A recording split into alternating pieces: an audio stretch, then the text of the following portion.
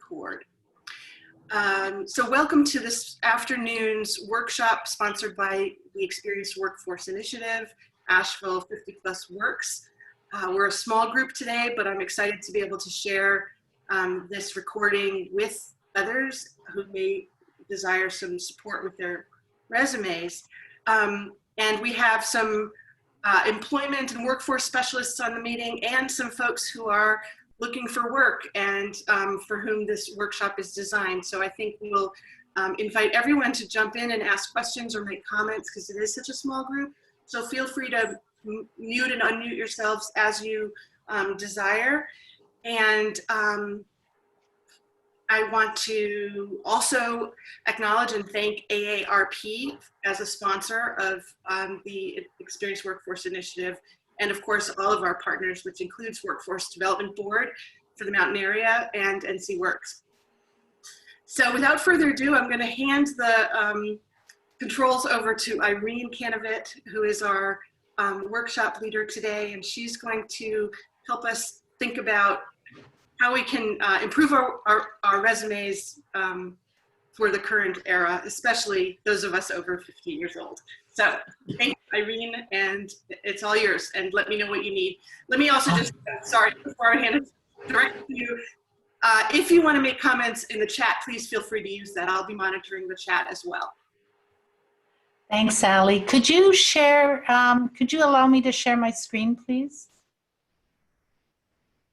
Yes, let me see. Make host, there you go.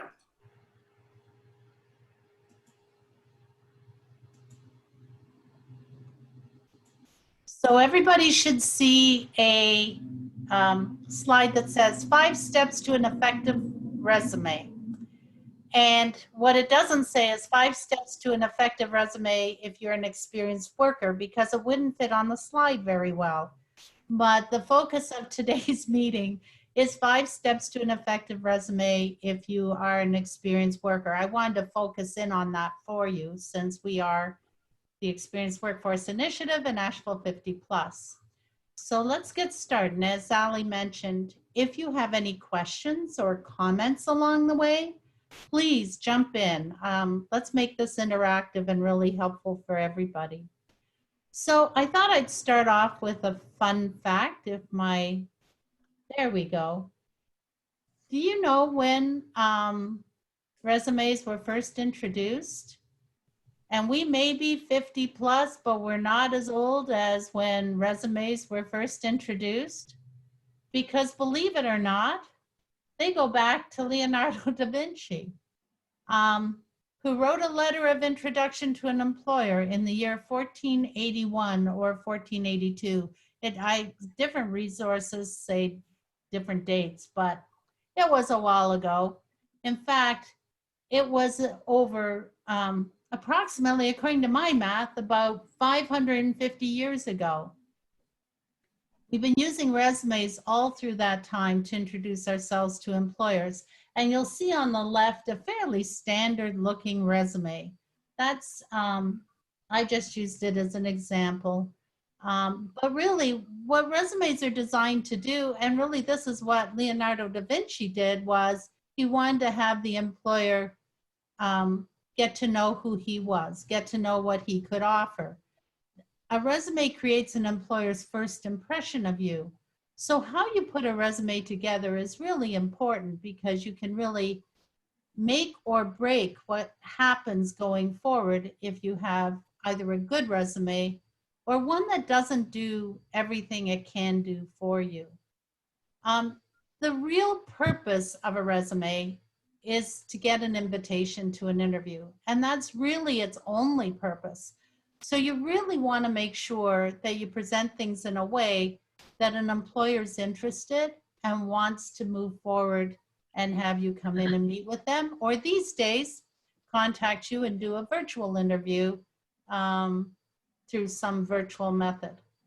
There are really 3 different main types of resumes, and which format to use can be confusing. And I really see this a lot with the experienced workers I work with.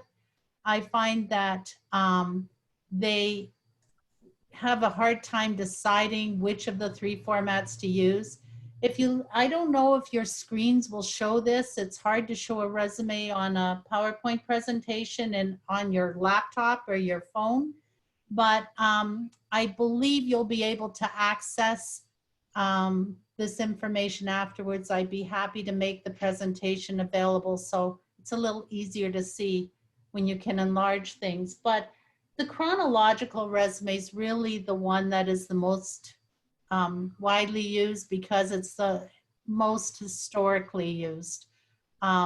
It basically outlines your skills in a reverse chronological format. The functional resume came along, gosh, I got into this field in the 70s, I think, or the 80s, and it was around then. So it's been around for a long time. And it basically, a pure functional resume outlines your skills. It really focuses in on skills, not so much on dates, but really emphasizes skills. And several years ago, somebody had a good idea. They thought maybe we would benefit if we pulled the two together. So a combination resume does just that. It has a heavy focus on skills, and but it also includes your experience. A chronological resume is the most familiar one. It lists, as I mentioned earlier, your most recent experience first. And because it's the one that people are most familiar with, in my experience and in my previous supervisor's experience, we found that that was probably the one that was preferred by most employers. It's also probably the easiest one for an applicant tracking system to read. And I'm going to tell you what an applicant tracking system is in a little while, but I find that if you use one of the other formats, oftentimes, especially if you're uploading your resume to go with an application, they just don't know how to set it up properly, and you have to go through and make a lot of corrections on your applications. So a chronological format usually gets around that. A functional format, like I mentioned, focuses on skills. It was really developed to help people who had gaps in employment or who were maybe changing careers and were having a hard time giving experience that would really relate to what an employer was looking for because the experience was in a different career previously. And because of employers tend to be a little suspicious of functional resumes. They're wondering, why are you using this format? Where are the dates? What am I missing? So you want to be careful about when and how you use a functional format. The third format is a combination format, like I mentioned earlier, and it's becoming more popular. I use this a lot with experienced workers because experienced workers bring a wide range of skills and abilities to a new employer, and it really allows them to focus in on those skills that an employer really wants to see first, but it also has the experience that an employer would be suspicious about if it wasn't there. So you can really tailor a combination resume to really target in on what it is that you're trying to promote to an employer. You know, along with the three different formats, there are tons of templates out there. I did a really quick search to find just a few versions. I see these all the time. And, you know, you might want to think about whether to use a template. They can work well for some people, but you have to really know what you're doing. I often think that you're better to not go with a template for a couple of reasons. I don't know if you noticed, but I put a couple of circles with lines through, big red circles over faces. It's really not well recommended that you include a headshot on your resume, although recently employers are looking at LinkedIn profiles where most of us have a headshot. So this may be changing a little bit, but I would err in the cautionary part of the world, I would tend not to put a headshot on. Some employers have a really strong reaction to that because for years we've been told don't have personal information like weight, marital status, a visual picture of yourself on a resume. So, and the idea is you want them to focus on the skills and abilities that you're bringing to the table, not on whether you should or should not have had a headshot on your resume. So I recommend you stay away from it. You know, whichever way you go, you don't have much time with an employer these days. And we're going to see if something works here, because normally it does, but I was having a little trouble with it earlier. But I have a stopwatch here. And as you're reading this resume, see how much you can capture in 7 to 20 seconds, because that's how long your resume is in front of a HR person on average. And as you can see, as we count down, it's not very much time to get the information out of a resume that you're hoping an employer will really focus on. So one of the ways to get around that is to really focus on recent experiences, to really focus on what is it the employer is seeking and how can I take what I have on my resume and match that up to what the employer is seeking. So a couple of thoughts about that. First of all, don't include items from the last century. And I used to crack up my supervisor when I would put it that way, but think about it. 1999, which for me isn't that long ago, was last century. And so much is happening now. So much is changing now in terms of technology. I was looking for some quick things to talk about that people might go, oh yeah, that was last century. Things like CD-ROMs, things like photo booths, things that were common for us, but they're really out of our awareness these days. People, it's not so much that people put photo booths on their resume, but they do often put things that were skills that they used back 22, 25 years ago. And unless they're really critical to the job you're applying for, leave them out. In fact, the experts recommend that you ideally include the last 10 to 15 years. I usually tell my clients that if they want to go back 20 years in their experience, that's okay. But think about the last time you looked at 1997 on something. It tends to look dated these days because we are 20 years into the new century. So, and also because you don't have much time in front of an employer, it's really a good idea to limit your resume to 1 to 2 pages. There are a few exceptions. But I had a gentleman I worked with that was presenting a 7-page resume to employers. I'm wondering why he wasn't getting opportunities. He actually did end up getting an opportunity, but the employer hadn't read his resume correctly. And so that job ended very quickly. Once we revamped things and he really focused in on what he was bringing to the table and what he wanted to do, his goal, his ideal focus, then employers understood him a lot better and he's working.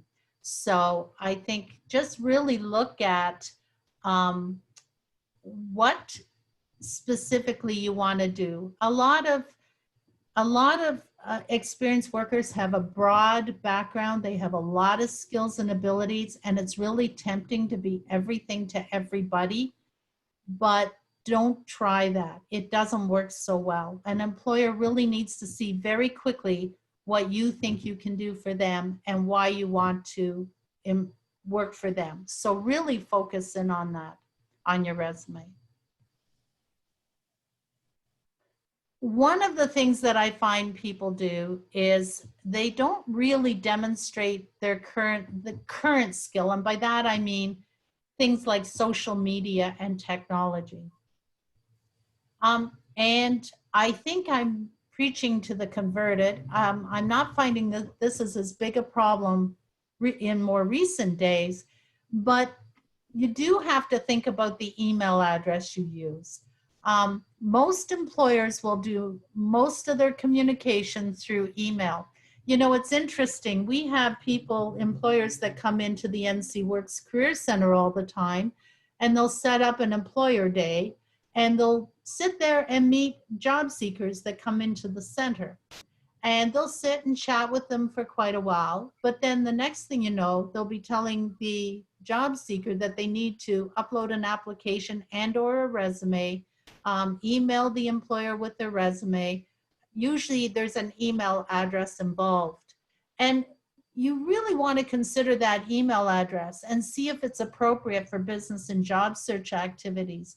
It's really okay to have a separate email that you use for your business and job search activities. I really recommend it because that way you can keep tabs on what's coming in and going out. It doesn't get lost in other things. And think about it. You might have an email like this, world's best grandparent at AOL.com. I think that's a great email address. You know, it shows this person has really strong values around family. It's excellent, except maybe not for business purposes. I don't know about you, but when I see that, I think of an older person. I also question the AOL because that also sends a signal that, you know, somebody's been around for quite a while. So I wouldn't recommend that one as a email address to use. Also, this one, over 50 and loving it at gmail.com. Well, maybe not so great. I don't know why I created that email address. I guess I was looking for a time when I could relax and have some fun. You know, it makes me sort of think of retirement looming. And so I don't want to send that message to an employer. And so I wouldn't use that one either. What about this one? janebrown@gmail.com. Gmail is a really good email address to use. And the jane.brown sounds very professional. However, I wonder how many Jane Browns there are in the universe. Probably a huge number. And trying to get that email address might be really difficult. Although if you could, I'd sure give it a check mark. But what I find people often do is they'll add in some numbers to differentiate. Be careful. Look at those really with a critical eye. If you put in 62, you know, Jane.Brown 62, well, that could be the year she was born. Maybe that's what a lot of people leap to the conclusion of, or maybe she's 62 years old. Neither one of those are good messages to send to an employer. So I tend to suggest that you use something that can't be misinterpreted as an age or a date of birth. Something else you really want to look at is LinkedIn, because I teach recruitment and selection to people who are becoming HR professionals in another part of my life.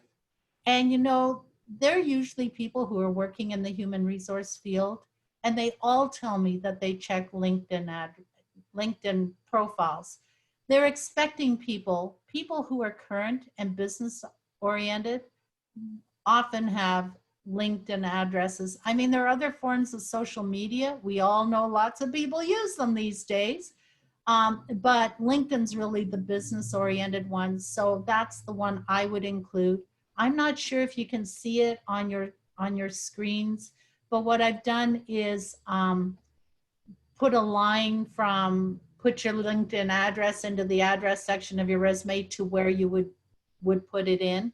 By the way, since I've got that little clip there of the address bar or the name and address bar, one of the things NC Works recommends is that you not include your street address on a resume these days. The reason for that is it's just not usually necessary. Most employers don't send letters to job applicants.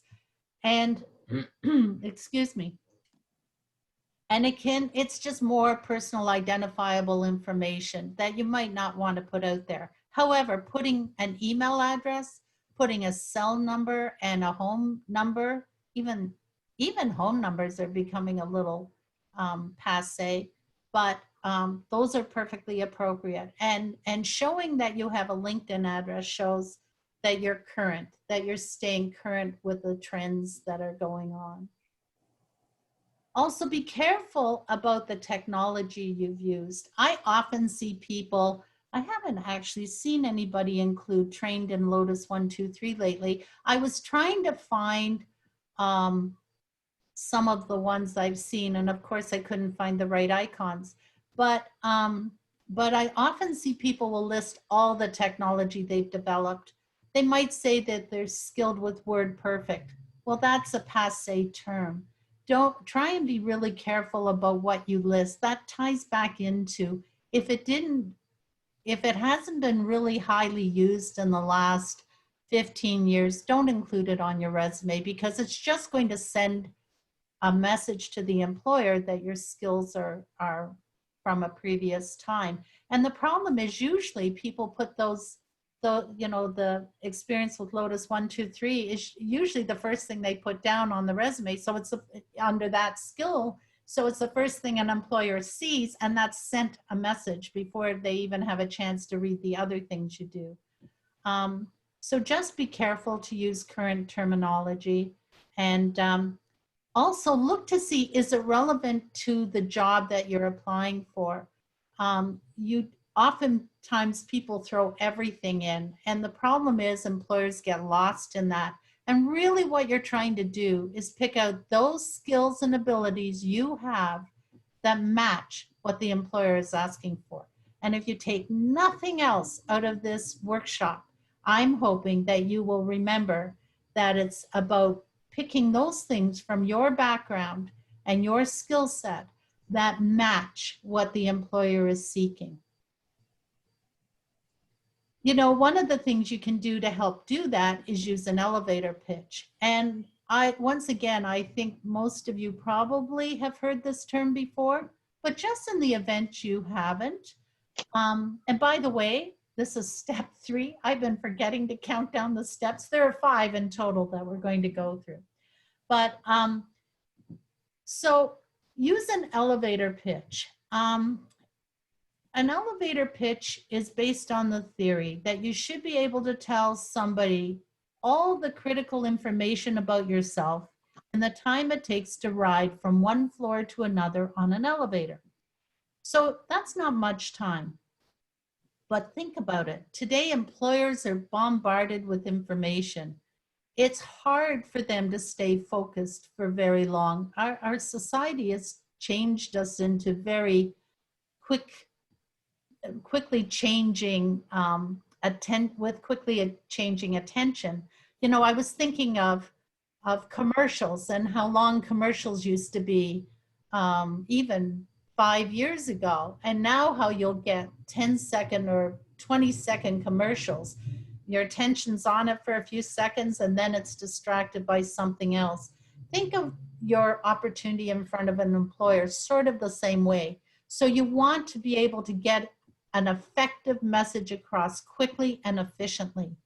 Developing an elevator pitch can do that for you. And you know, one of the other things is it helps you keep a consistent message in front of the employer, because you can use that elevator pitch in a cover letter, kind of worded for an introductory paragraph, as the objective statement on your resume. Also, if you're in a networking opportunity and speaking with an employer or communicating with an employer, you can use it there too. And that makes your brand very consistent.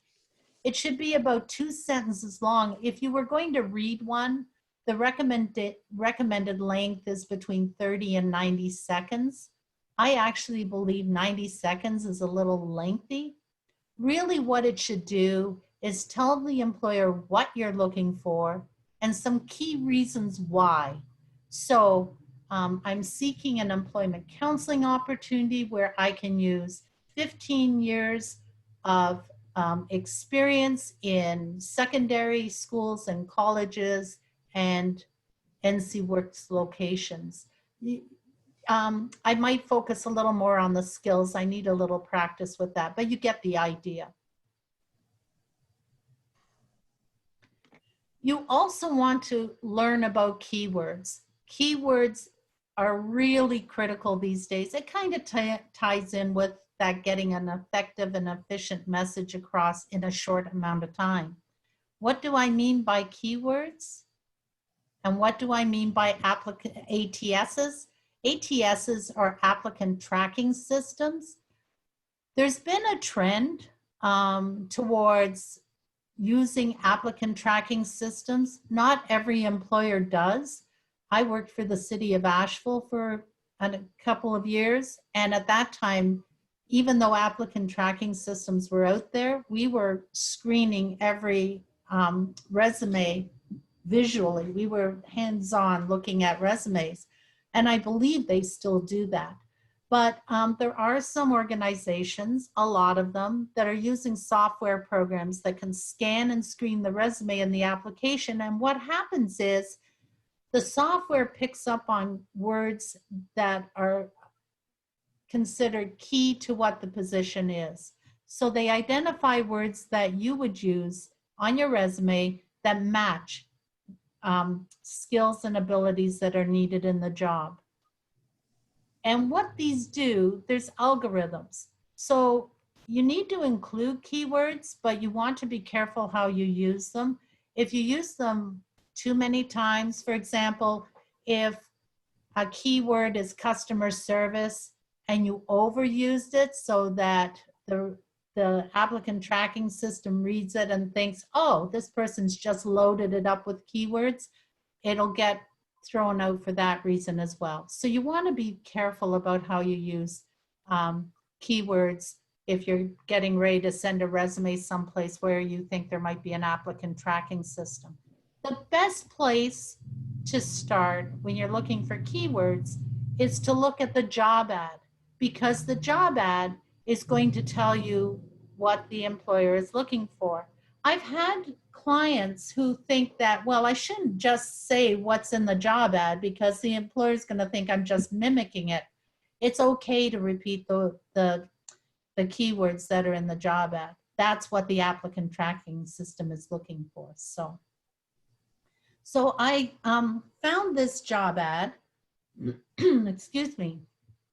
It says, the administrative assistant will provide business administrative support to executive management and project personnel throughout our transportation construction management practice.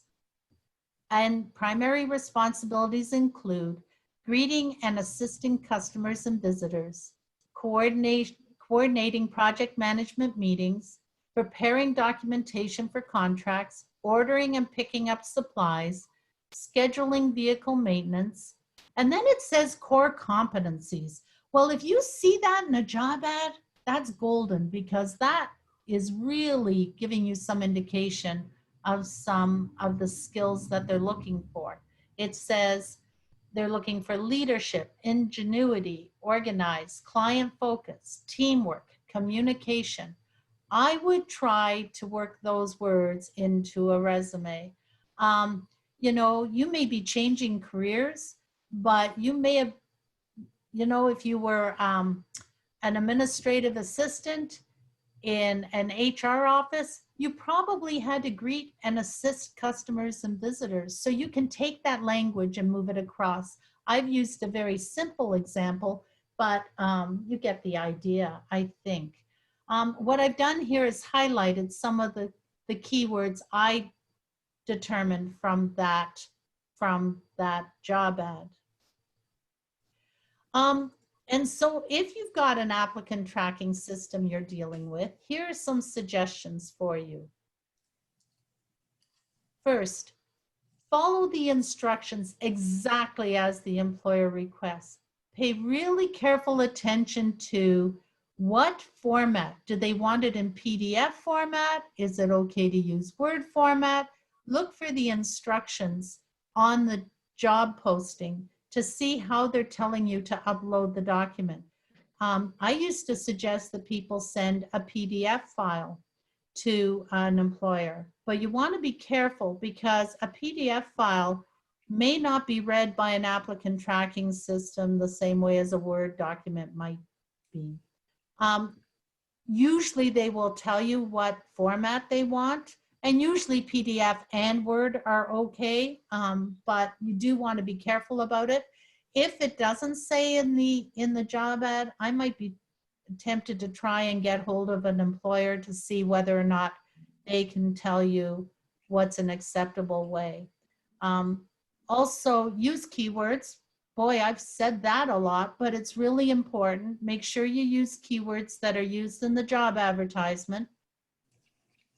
And don't get fancy. Use a standard resume format and font. Don't use unusual fonts, or they used to say don't use bullet points, and you should only use the asterisk sign because some applicant tracking systems would not read a bullet point properly.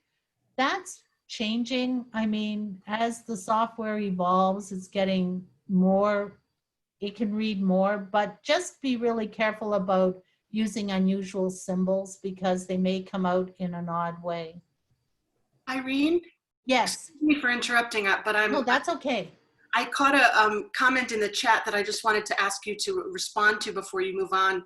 Yeah. Next step. Megan's asking, do you have any tips for determining when an applicant tracking system may be in use? Like, how do you know if they're using it? I would assume that they're using it because I don't know how you would know. If you see it telling you to use a specific format, like a certain, PDF or Word format, or if it's telling you to do things that are specific about how it transfers from one computer to another, that might be a clue. But honestly, I would just assume that they're using one.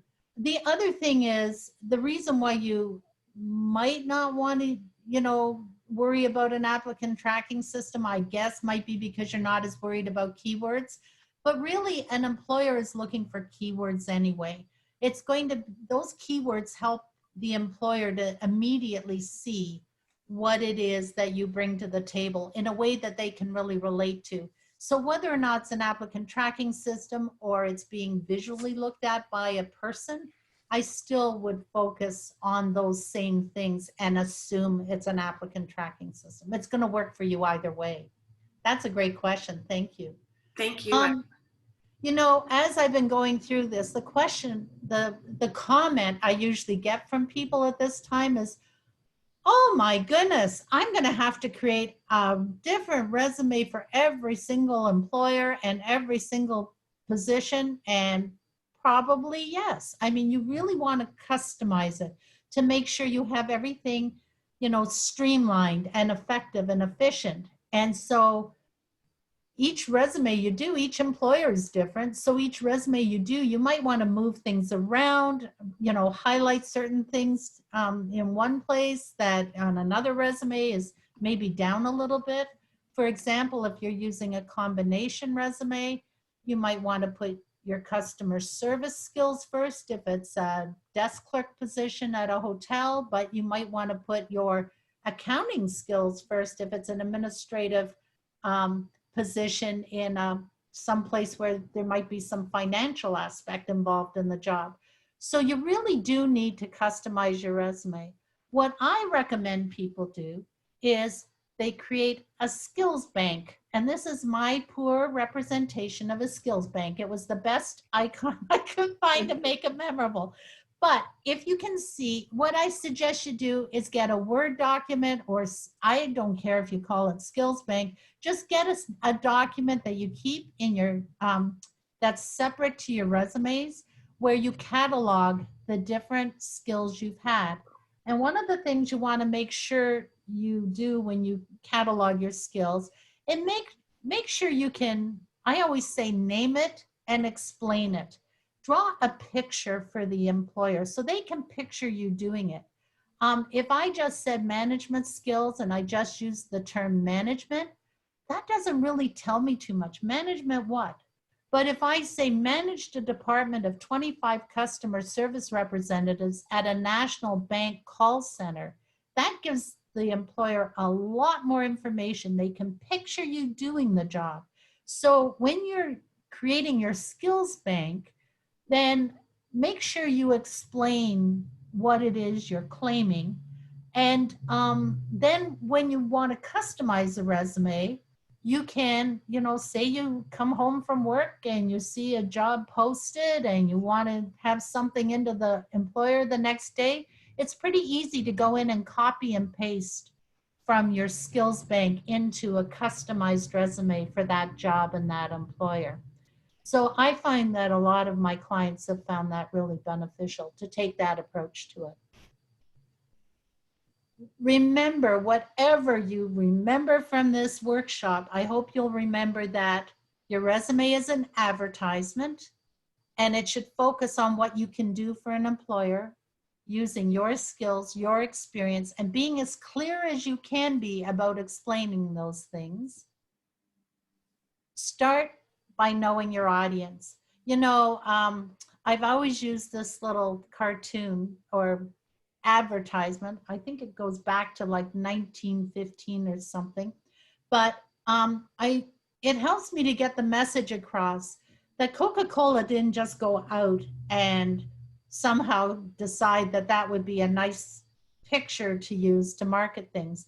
They started by researching. They started to find out why people drank Coca-Cola. And they probably found out that it was something that people drank everywhere in social settings, that they drank it because it was cold and refreshing.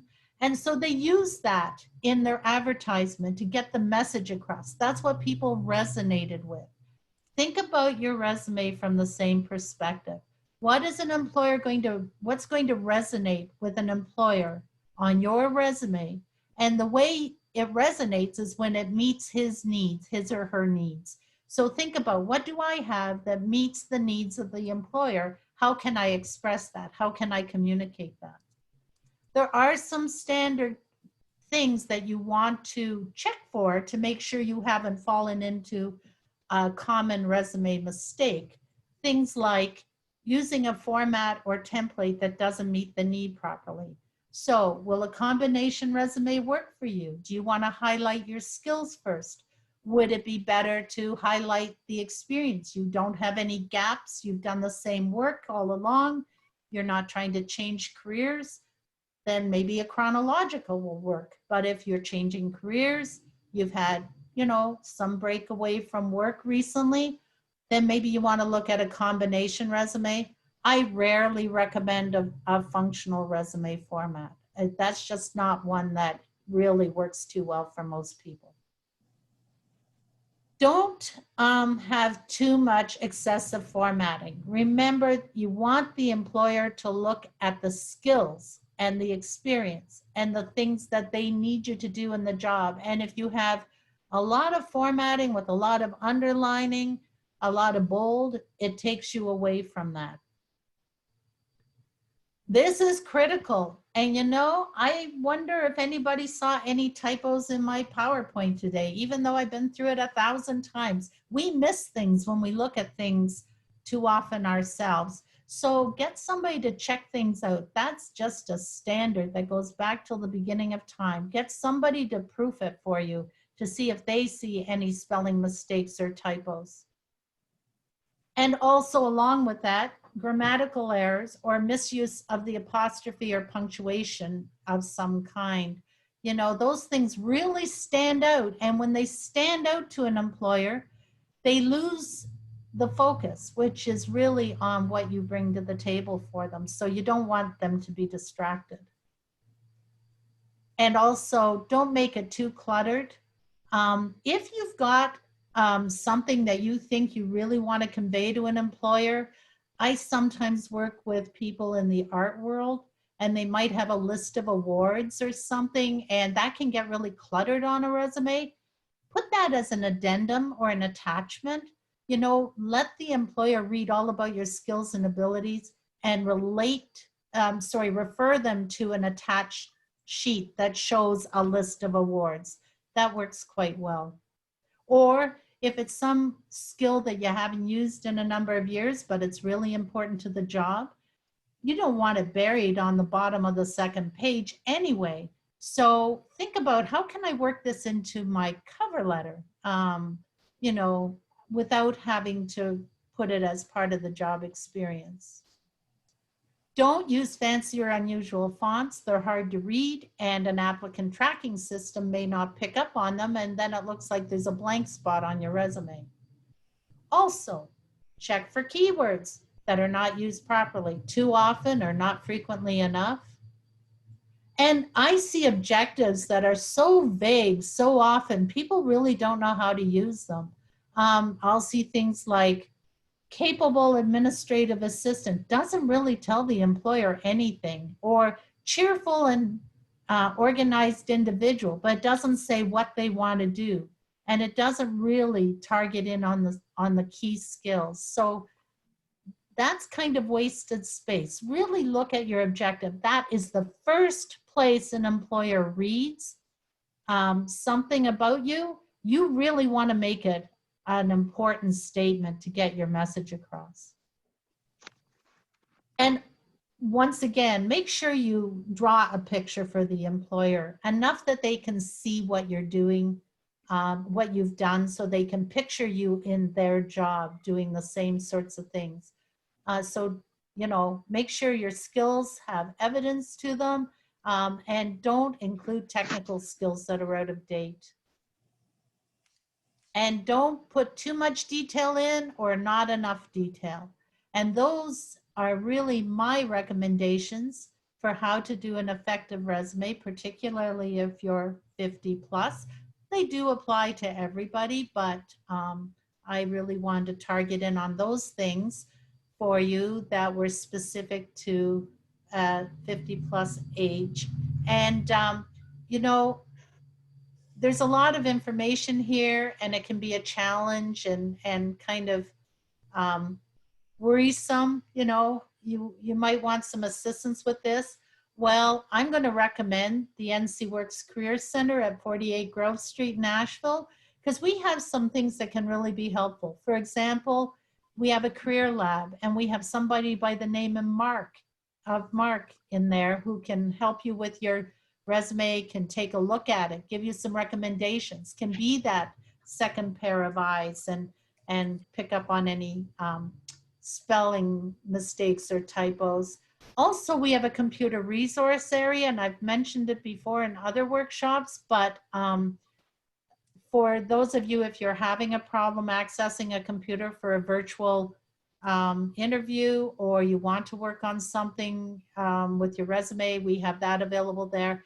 We also have a library with resources. It's old school, I know, but these are things that have been vetted. And there's so many websites out there that aren't necessarily vetted, you know, so you can get access to stuff that might not be the best information on the web. Whereas you know that if you pick up a book on resumes in the library resource area, that it's been vetted and it should be giving you reasonable and reliable information. So that's my presentation. And does anybody have any questions or thoughts? I do have one question. You mentioned excessive formatting, bolding, italicizing, stuff like that. What about bullet points? I use bullet points all the time. I think that they're a great way to separate things for an employer, make it quick and easy to read. I think most applicant tracking systems do interpret them properly these days. Okay. Although, as I say, they used to suggest you use asterisks instead of bullets, but I wouldn't use fancy bullets. I would try and, you know, because for two reasons. Number one, you want to make sure that they don't get misinterpreted by the software program, the technology. Okay. And number two, you don't want people looking at your fancy bullet and not reading the content.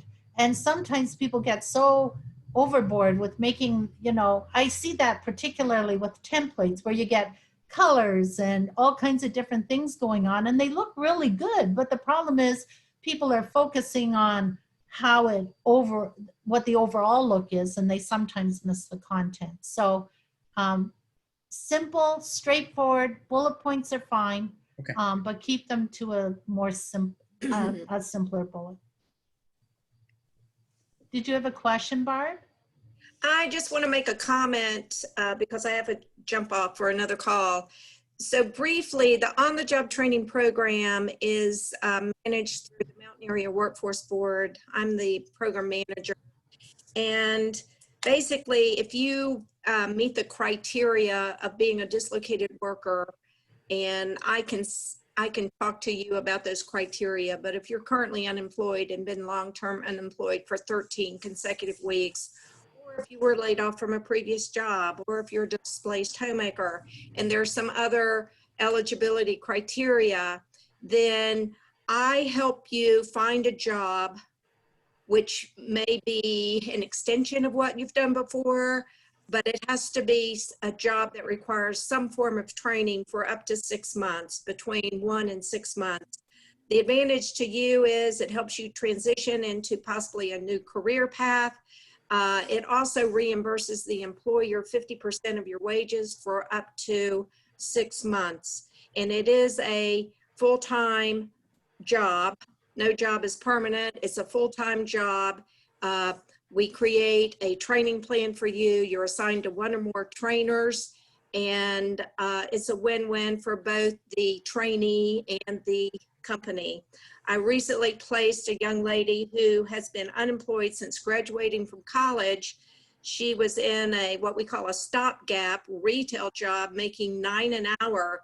She had an engineering degree and could not find a way to get her foot in the door locally. So I saw her resume. I immediately thought of a company, got her an interview. She started at $20 an hour this past Monday, and she has opportunity for development and eventually, hopefully, will be in an engineering position. So one example of OJT, I put in my number and my email address. If you want to discuss, please give me a call. And I'm sorry, I can stay on for a few more minutes. Barbara, thank you for that information, and thank you for participating, and we understand that you need to hop off this meeting soon.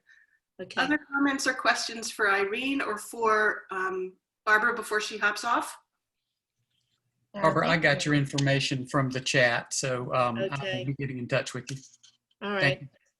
Yes, we have a special funding through the National Emergency Dislocated Worker Grant. And so I am looking for dislocated workers and would be very happy to talk with any of you. Thank you. Mm-hmm. Much. Irene, I thought your overview of resumes was very good. Well, thank you. I know if someone wanted to send you their resume and have you critique it, do you do that as part of your job? When I can. These days it's been a little bit busy, but we also have Mark who can do that, and we'll do that for you. The Career Lab is open from 9 until 1, Monday through Friday at NC Works. You don't need an appointment ahead of time. You can just drop in and let somebody know at the front counter, and they'll guide you to the Career Lab. And it's a wonderful resource for something like that, getting a second pair of eyes on it to get some feedback, because oftentimes we get caught in something we don't realize somebody's would read it a different way to how we're seeing something. So it's a really good thing to do. Mm-hmm. It's great. I've certainly learned a lot and need to now pull up my resume, and I think there's a lot of work I need to do on it. It looked like Donna maybe had a comment or question. I just want to give you a chance to unmute and I just wanted to say thank you, ladies. I appreciate all your help. This has been very informative. Good. Well, you can always, as I say, I will make sure that my contact information is attached to the video somehow, so that if you want to access that, and I'll make this available in a PowerPoint as well, so that if you want to access that, you can. And I would be happy to speak to you after the fact. Terrific. Irene, why don't you type in your contact information into the chat so we capture it there, and then when we Good post idea. That's a good idea. And then I'm going to also put in our website for the Experienced Workforce Initiative. It's ewiwnc.com. So folks are welcome to check out more of our offerings and events. And we have a pretty regular stream of interesting articles and resources related to the workforce, the 50+ workforce. So thank you all for attending. We really appreciate your time and participation. And Irene, thank you so much for your knowledge and breaking down the 5 steps or 5 pieces that we need to consider when we work on our resume and steer, sort of focus it for a specific job search. So thank you. Oh, you're very welcome. Happy to do it.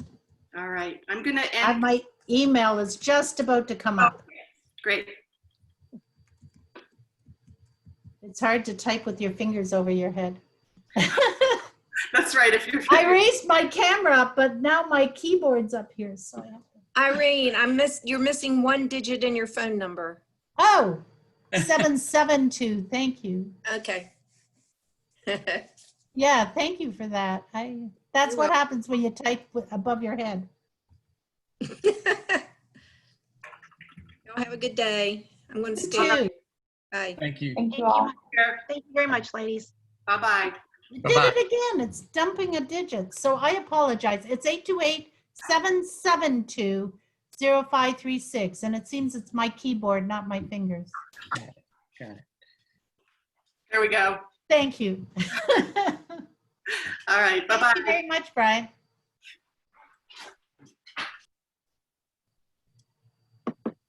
Thank you. You're welcome. Thank you, guys.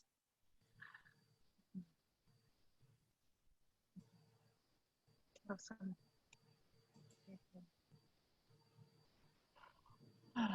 Why is it not?